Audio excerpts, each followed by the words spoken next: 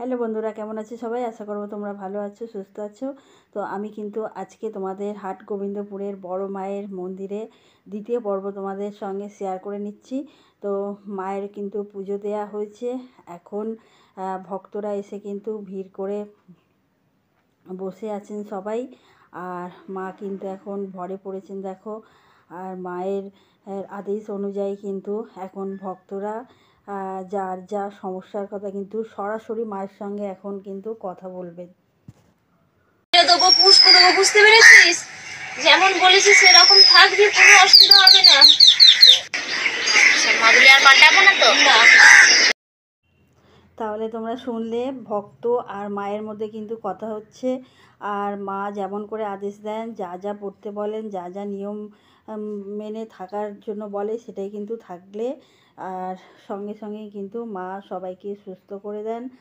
আর এখানে আসার জন্য আমি কাল বলে দিয়েছিলাম পূর্ব বর্ধমানে মায়ের মন্দির, তো এই বাড়িতেই চলে আসতে হবে।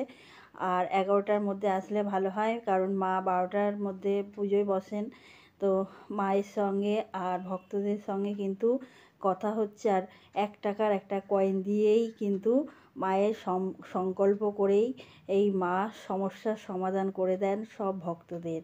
তো তোমরা দেখছোই, এই যে মাটির মধ্যে দেখো সামনে যে আলপনাটা রয়েছে, পাশে দেখো 1 টাকার করে কয়েন দেওয়া আছে। তো একটা করে ভক্ত মায়ের সঙ্গে কথা বলছে, বলা হয়ে গেলে কিন্তু আর একজন কথা বলবেন। দেখো 1 টাকার কয়েন দিলেই কিন্তু মা 1 টাকার কয়েন দিয়ে সংকল্প করতে হবে প্রথমে, তারপরে কিন্তু মা আর ভক্তের সঙ্গে কিন্তু যুগলবন্দি হয়ে কথা হবে।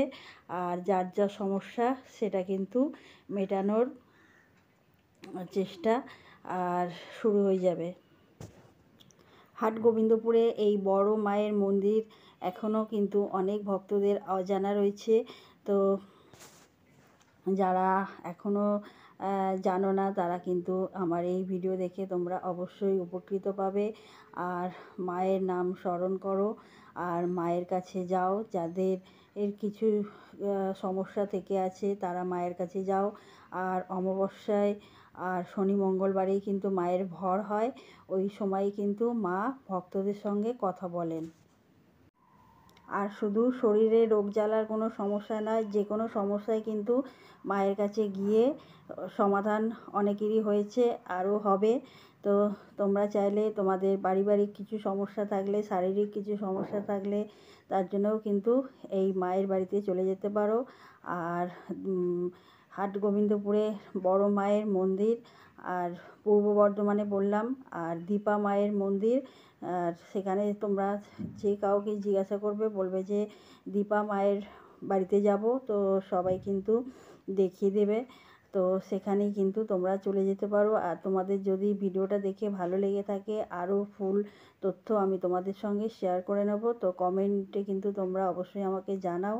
যদি তোমাদের ফুল ঠিকানা চাই তো অতি অবশ্যই কিন্তু আমাকে কমেন্টে জানাবে।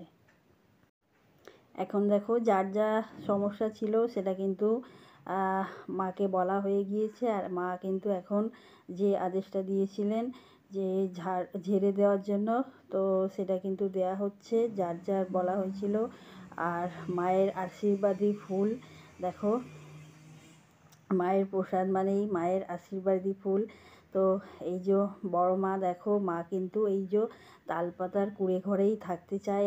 আমি কাল তোমাদের বলেছিলাম মা একদমই কোনো রকম ঘরের আশেপাশে কোনো দেয়াল তোলা বা সিমেন্টের বা ইটের দেয়ালের মধ্যে মা থাকতে চায় না। তো তার জন্য কিন্তু মা দেখো একদম ছোট্ট একটা কুঁড়ে ঘরের মধ্যে বিরাজ করে। তো দেখতে কিন্তু বেশ ভালোই লাগে। মন দিয়ে দেখো, তোমাদেরও ভালো লাগবে। মাকে ডাকো মন দিয়ে, খুবই ভালো লাগবে। আর মনে ভক্তি এনে ডাকো মাকে। জয় বড় মায়ের জয়। তো দেখো মায়ের এই একটা জবা ফুল আর 1 টাকার কয়েন দিয়েই কিন্তু মায়ের এই যে আশীর্বাদ পেতে এই মায়ের মন্দিরে চলে আসতে হবে। আর এই হলেন দীপা মা।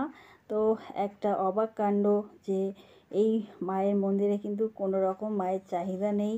বললাম তোমাদের শুধু 1 টাকার কয়েন আর একটা জবা ফুল দিয়েই মা কিন্তু সন্তুষ্ট হয় আর ভক্তদের মনোবাঞ্ছা পূর্ণ হয়। তো দেরি না করে অতি অবশ্যই তোমরা দেখো, চেষ্টা করো মায়ের কাছে যাওয়ার জন্য।